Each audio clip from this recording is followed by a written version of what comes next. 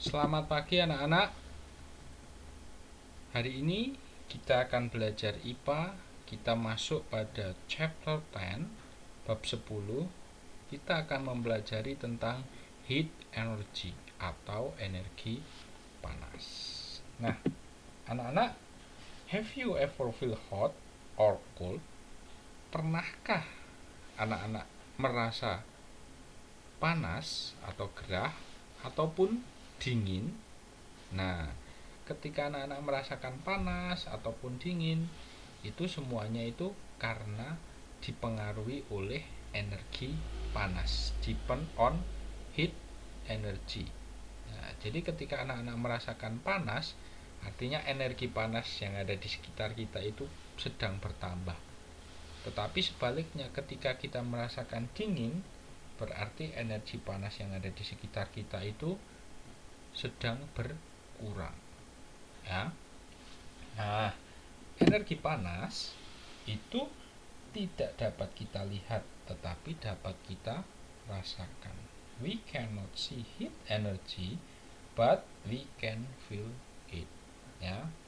Apinya terlihat, tetapi apinya kan tidak sampai pada orang yang sedang di dekat perapian. Jadi, tapi panasnya bisa merambat ke orang yang ada di dekat perapian. Artinya panasnya tidak terlihat, tapi orang tersebut bisa merasakan panasnya. Nah, jadi tidak bisa dilihat energi panas itu, tapi dapat dirasakan. Ya. Nah, jadi where does heat energy come from? Dari mana ya datangnya energi panas itu? Nah, energi panas itu berasal dari sumber-sumber energi panas yang memiliki temperatur yang tinggi, memiliki suhu yang tinggi, panas yang tinggi. Contohnya adalah sun, matahari. Ya, matahari itu akan menghasilkan panas. Kalau siang hari terik, kita berada di luar ruangan, kita pasti akan merasakan panas. Kemudian fire itu juga sumber energi panas.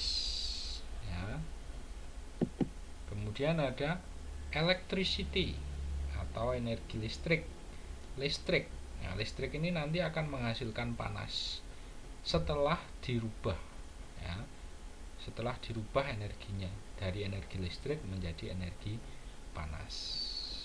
Kemudian ada juga sumber energi panas yang berikutnya, yaitu friction atau gesekan.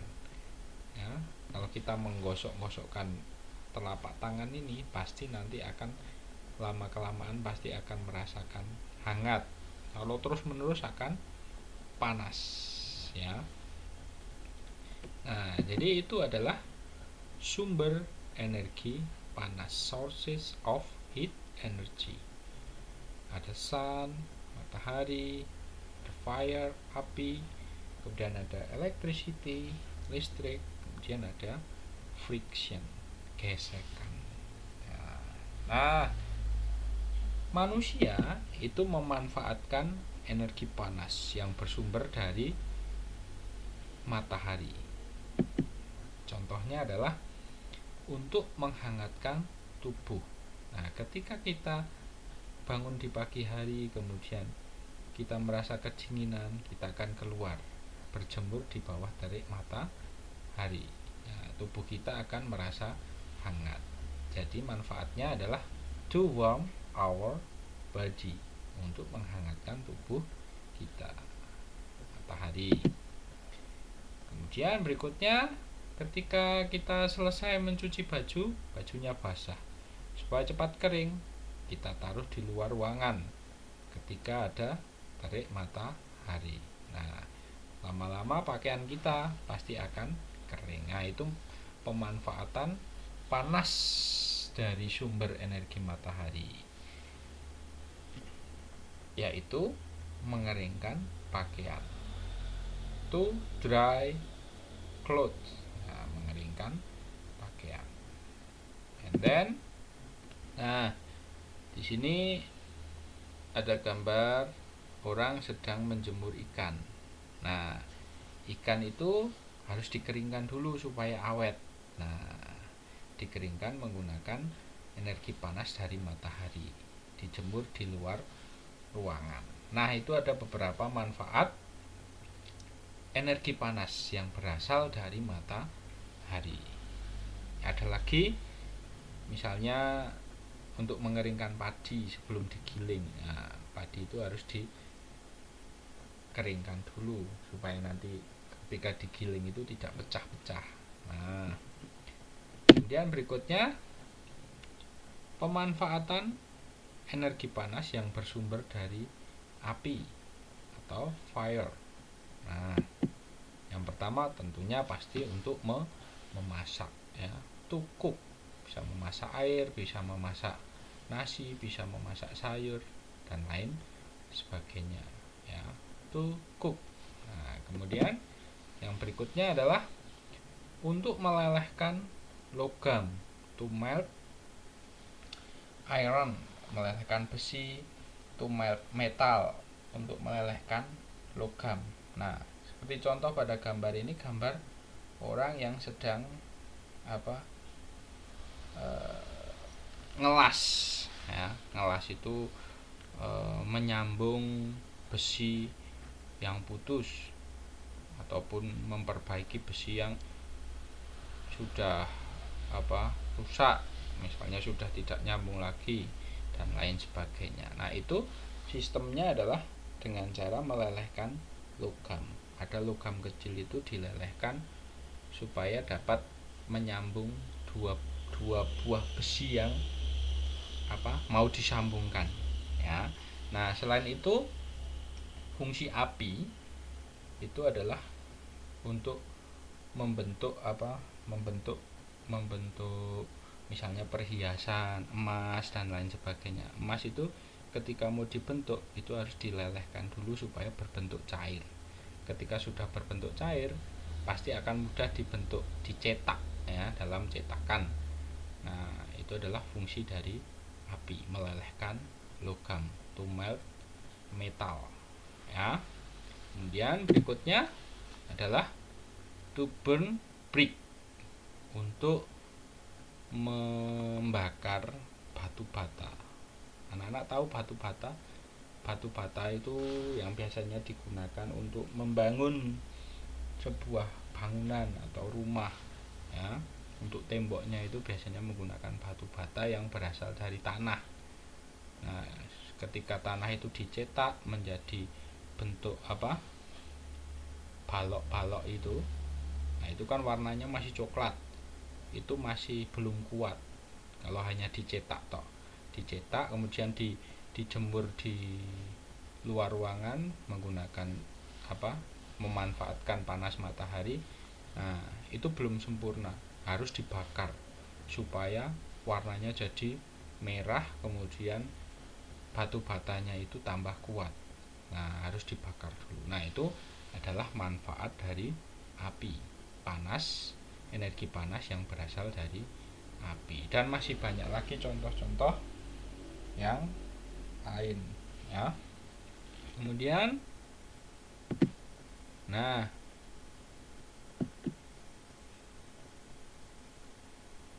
manfaat yang diambil manusia, manfaat energi panas yang diambil manusia yang berasal dari listrik, ya.